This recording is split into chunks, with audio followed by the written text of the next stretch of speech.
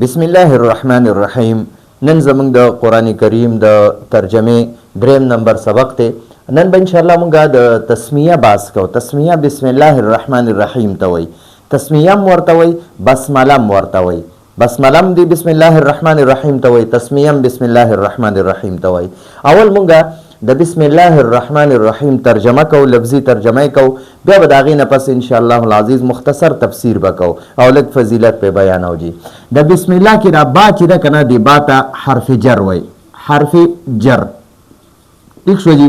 او د دې معنی ده سره. مونږ سره معنم د دې کو او په معنم کو. په د الله په نوم، د الله په نوم، د الله په نوم شروع کوم. یعنی زه شروع کوم د الله په نوم چې رحمان او رحیم دی. او داسې وایو زه د الله نوم سره شروع کوم چې رحمان او رحیم دی. ټیک شو. او اسم چې دی، اسم نوم ته وای. اسم څه ته وای؟ نوم ته وای. نوم. او لفظ الله دا الله جل جلاله ته وای چې د الله جل جلاله ذاتی نوم دی. ذاتی د الله جل جلاله حقیقی نوم او ذاتی نوم الله دی. نو موږ د دې معنی کو د الله په نوم. د الله ګورئ اول به د لفظ الله چې دی د دې معنی وکړو، د الله په نوم. یا به داسې وایو د الله نوم سره، د الله نوم سره. نو داسې معنی وکړو. مونږ دې ته وایو د اسم ته مونږ وایو مضاف. اسم ته مونږ مضاف وایو. او د لفظ الله ته مونږ مضاف الیه وایو، مضاف الیه. نو اول مونږ همیشه په مضاف الیه کې اول نمبر مونږ د مضاف الیه معنی کو. اول نمبر مونږ د مضاف الیه معنی کو او په دویم نمبر بیا مونږ د مضاف معنی کو. حالانکه په عربی کې به اول مضاف وي، وروسته به مضاف الیه وي، خو معنی به مونږ اول د مضاف الیه کو، وروسته به د مضاف کو. نو مونږ سره لفظ الله مضاف الیه دی. مونږ به وایو د الله ته نوم، یا د الله نوم سره، د الله نوم سره شروع کوم. نو دا شروع کوم چې دی که نه، اشراعو به ورله مونږ اخره کې روباسو. د الله نوم سره چې رحمان او رحیم دی. رحمان معنی ده ډیر رحم کوونکې، ډیر رحم کوونکې، ډیر مهربانه، ډیر مهربانه، ډیر مهربانه، ډیر زیات مهربانه دی. ٹھیک شو. ګوره په رحمان کې 15 ټکي دي. په رحمان کې څو ټکي دي؟ 15 ټکي دي. را ده، ح ده، میم ده، الف ته او نون دی. دا رحمان چې دی کنه، رحمان دا په اصل کې داسې دی، رحمان را ح میم الف نون. خدا الف بیا د دې میم د پاسه ولګي او دا میم چې دی دا د نون سره او تړلی شي. نو دا بیا موږ داسې وایو رحمان. ټیک شو. نو ګورئ په دې کې یو دا را ده، دویم پکې ح ده، دریم پکې میم دی او څلورم پکې دا کړه زبر دا الف ته او پنځم پکې دا نون دی. نو رحمان معنی دا ډیر زیات مهربانه. نو رحمان معنی بعض علما کوي عام مهربانه، چې په دنیا کې عام مهربانه دی، په مسلمانانو مهربانه دی، په کافرانو مهربانه دی، په بزرګانو مهربانه دی، په ګناهګارو مهربانه دی، په تهجد گزارو باندې مهربانه دی، په ډاکوانو او قاتلانو او بدکارانو باندې مهربانه دی. نو په دنیا کې هر چا باندې مهربانه دی. خلک څومره د الله نافرمانیانې کوي، الله پې مهربانه دی، بیا هم پې پرده اچوي. ٹھیک شو. الله پې مهربانه دی، بیا هم ورله خوراک سکاک ورکوي. الله پې مهربانه دی، بیا هم ورله خوب راولي. الله پې مهربانه دی، بیا هم د خوب نه سحر را پاسوي. الله پې مهربانه دی، هر قسمه سهولتونه ورله ورکړي دي. نو رحمان معنی ده عام مهربانه، عام مهربانه. او رحیم معنی ده خاص مهربانه، خاص مهربانه، خاص مهربانه. چې الله پاک به په آخرت کې خاص په مسلمانانو په مؤمنانو باندې مهرباني، په کافرانو باندې مهربانه نه. کافران به جهنم ته ځي او مسلمانانو باندې به مهربانه وي. الله پاک به جنت ته بوزي. الله پاک به ورته خپل دیدار هم نصیب کوي. د جنت ټول نعمتونه به الله پاک ورکوي. نو خاص مهربانه به مؤمنانو باندې وي. ٹھیک شو. نو د با معنا را سره یا په او اسم نوم ته وي لفظ الله د الله جل جلاله خپل نوم دی. رحمان معنا ډیر مهربانه په دنیا کې په هر چا مهربانه، ډیر مهربانه. او رحیم معنا د خاص مهربانه. رحمان کې 15 حروف دي، رحیم کې 4 حروف دي. را ح یا میم. رحیم کې 4 حروف دي. نو اکثر کتابونو کې وایي کثرة المبانی تدل على كثرة المعاني، چې زیات حروف وي نو د هغې معنی به زیاته وي. ٹھیک شو؟ نو رحمان کې حروف زیات دي نو ځکه وایي مهرباني زیاته ده. او رحیم کې حروف کم دي نو دا مهرباني لږه کمه ده. په هر چا مهربانه نه دی، صرف په مؤمنانو باندې مهربانه دی. ٹھیک شو؟ امید دی تاسو په دې باندې پوه شوي یې. دا خو لفظي ترجمه وه. با معنا ده سره یا په، دواړه معنی کولی شي. اسم نوم ته وایي، لفظ الله ته وایي.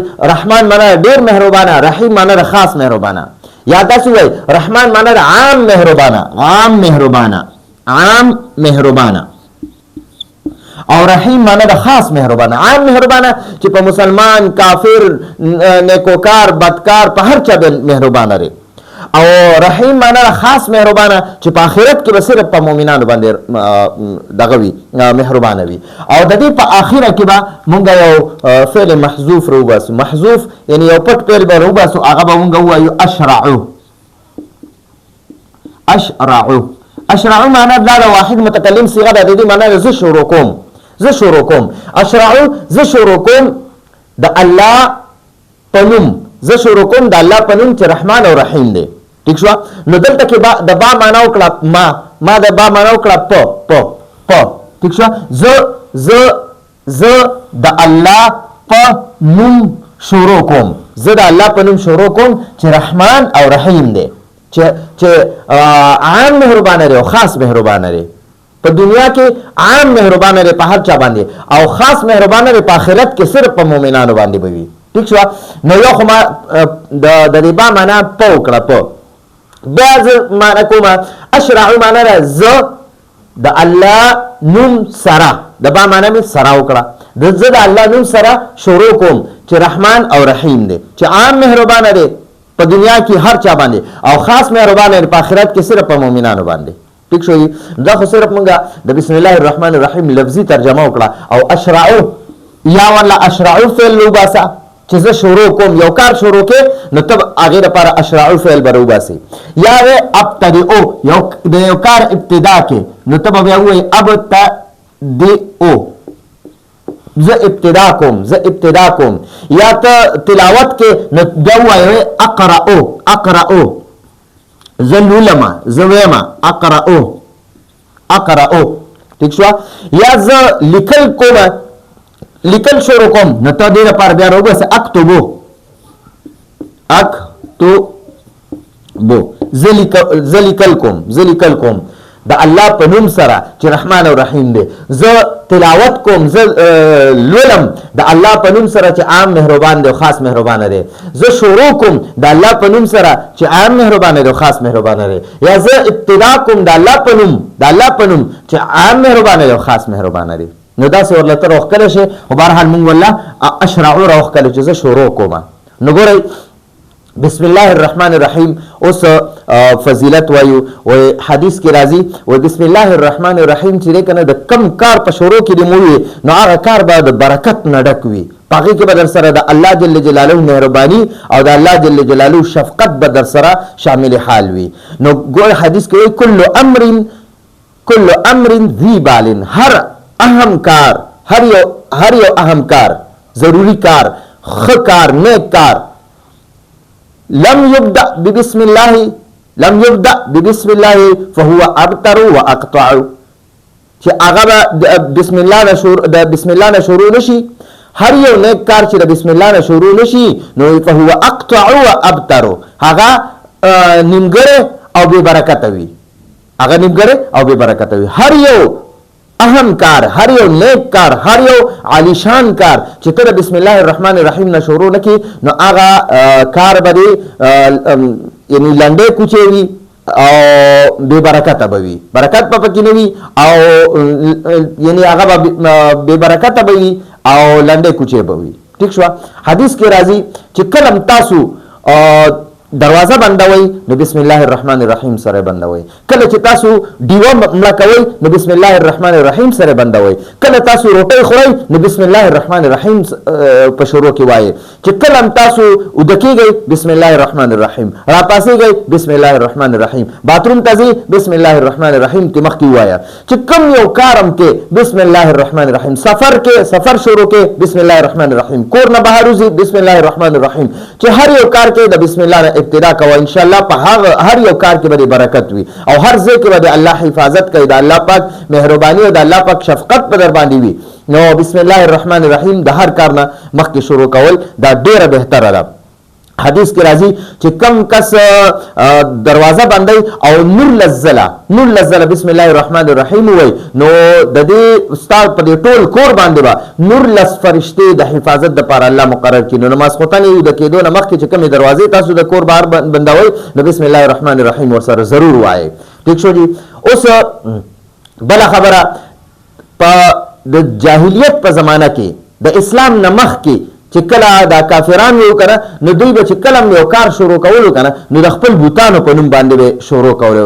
بسم الله والعزى، بسم الله والعزى، زه د لات او د عزى په نوم باندې دا د هغوی د بوتانو نومونه، زه د لات او د عزى په نوم باندې شروع کوم. نو چې کله اسلام اوله وحی الله پاک نازل کړ نبی علیہ السلام ته نو الله پاک ورته فرمایي اقرا ته ووایه بسم الله، اقرا بسم ربک، اقرا بسم ربک. نو ته د خپل رب په نوم سره شروع کا. نو الته بیا بسم الله الرحمن الرحیم نبی علیہ السلام شروع کړه. او بیا اوس بیا په دې کې اختلاف ته چې دا بسم الله الرحمن الرحیم د قران پاک عیسی دا آیات ته او کنه دا یو عام بسم الله الرحمن الرحیم د قران آیات نه لري.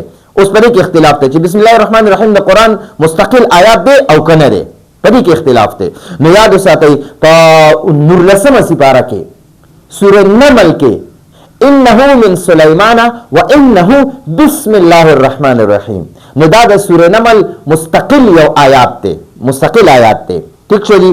نو زمونږ د احناف په نسبت باندې چې قران پاک د قران پاک کې بسم الله الرحمن الرحیم مستقل د سورہ نمل آیات ته او د نورو سورتونو په شروع کې چې کم 113 یو سل دیارلس سورتونو په شروع کې چې کومه بسم الله الرحمن الرحیم ده نو دا د دوو سورتونو په منځ کې د جدایي لپاره راغلي دغه د قران پاک آیات نه دي، خو صرف پکې یو بل یو بسم الله الرحمن الرحیم د دوو سورتونو په منځ کې آیات راغلي دي. دا د احناف په نسبت باندې د احناف عقیده ده چې دوزل بسم الله الرحمن الرحیم دوزل د قران پاک آیات ته یو خو د سورې نمل دی هغه خو په دې باندې احناف او شوافی او دا ټول په دې باندې امام مالک رحمه الله دا ټول په دې باندې متفق دي چې او بسم الله الرحمن الرحیم د سورې نمل مکمل آیات ته انه من سلیمان و انه بسم الله الرحمن الرحیم. سورې نمل کې تاسو کته شي. ٹھیک شو جی. او دې باندې ټول امامانو اتفاق ته چې د سورې نمل دغه ده مستقل آیات ته دا بسم الله الرحمن الرحیم. او د احناف په نسبت باندې یو ځل بلم د قران آیات ته د دوو سورتونو په منځ کې چې هغه ته کم یو سورت کې غني. نو ځکه احناف چې کلم قران تلاوت کیږي پر رمضان کې په ختم کې نو قاری له پکاري چې یو ځل په اوچت आवाज سره د سورې نمل د بسم الله نه علاوه یو ځل په اوچت आवाज سره بسم الله الرحمن الرحیم ویل پکار دي. او اوس د احناف سا عقیده ده. احناف وای کنه دا شوافی امام شافعی رحمه الله وی بسم الله الرحمن الرحیم چې دا کنه د سورې نمل مخبل آیات ته سورې نمل مخبل آیات ته او بیا وی د هر یو سورت نمخ کې چې کومه بسم الله الرحمن الرحیم دی وی دا مستقل دغه سورت آیات ته. نو دا د احناف په نسبت باندې زمون په نسبت باندې صرف د یو سورت نمخ کې بسم الله الرحمن الرحیم هغه آیات ته نور آیاتونه نه دي، هغه صرف د دوه سورتونو په منځ کې د جداوالي لپاره بسم الله الرحمن الرحیم راغلی ده. ٹھیک شو جی. اوس احناف وای و چې سورې فاتحه په شروع کې د الحمد په شروع کې چې راکم بسم الله الرحمن الرحیم ده کنه نو دا د دې سورې فاتحه مکمل آیات ته او زمون د احناف په نسبت باندې آیات نه دي. ٹھیک شو. دا صرف یو ابتدا د بسم الله الرحمن الرحیم نو شو او بیا سوره فاتحه شروع شوله. ها اوس امام مالک رحمه الله سوی امام مالک رحمه الله وای چې یاره دا د قران پاک آیات ډول دی نه، صرف یو مستقل آیات د سوره نمل دی او بیا د یو سورتون په منځ کې دا بسم الله الرحمن الرحیم دا آیات نه لري. ٹھیک شو جی. نو دا خو زمونږه د بسم الله الرحمن الرحیم مختصر غونته کې باسمو کو او سوره دا بسم الله الرحمن الرحیم لفظي ترجمه وکړه او ورسره مختصر تفسیر وکړه. فضیلت مو یې چې بسم الله الرحمن الرحیم ویلو سره څومره برکات انسان ته حاصلېږي او نه ویلو څونه نقصانات دي. نبی علیہ الصلوۃ والسلام فرمایي په د داود شریف یو حدیث دی، نبی علیہ السلام یو ځل روټۍ خورا مخامخ ورته یو صحابي ناسو، نو هغه صحابي نه بسم الله الرحمن الرحیم یې راشوی وه، نو هغه ته په منځ کې یاد شو، چې په منځ کې ورته یاد شو نو بیا بسم الله اوله و آخره. نو نبی علیہ السلام مسکی شو، نو صحابي ورته یا رسول الله ولی مخاندل، ما نه په شروع کې د روټۍ ته چې کېناستم ما نه بسم الله الرحمن الرحیم یې راشوی وه، نو تاسو اوس ما چې ووایي په منځ کې نو تاسو وخندل. نو نبی علیہ السلام ورته وفرمایل وایي تا بسم الله الرحمن الرحیم نه ویلې په شروع کې، نو شیطان تا سره ملګری شوی او هغه هم در سره خوراک کولو، ټول خوراک درنه هغه کولو، هغه ستا د خوراک برکت هغه ټول اغستی و. نو چې تا کله بسم الله الرحمن الرحیم ووایي یا بسم الله اوله و آخره دې ووایي، نو هغه چې څه خوراک کړی هغه واپس راوغورځوه، نو هغه دا د بسم الله برکات دي چې شیطان هم درنه الله پاک اوس غلو. نو بسم الله الرحمن الرحیم د هر کار په شروع کې ویل پکار دي، انسان ور سره برکتی وي، الله پاک مدد او نصرت د انسان سره وي، د الله د شفقت لاس په انسان باندې وي چې کم کس د بسم الله الرحمن الرحیم اهتمام کوي. نو دا زمونږ د نن ورځې درس د بسم الله الرحمن الرحیم لفظي ترجمه او مختصر تفسیر. ان شاء الله دینه پس په موږ مستقل سوره فاتحه شروع کو ورسره لفظي ترجمه او مختصر تفسیر، ډیر باس په کې نه کو. نو راتلونکي درس پر اجازه غواړو. هذا هو المرام والله اعلم بحقيقه الكلام.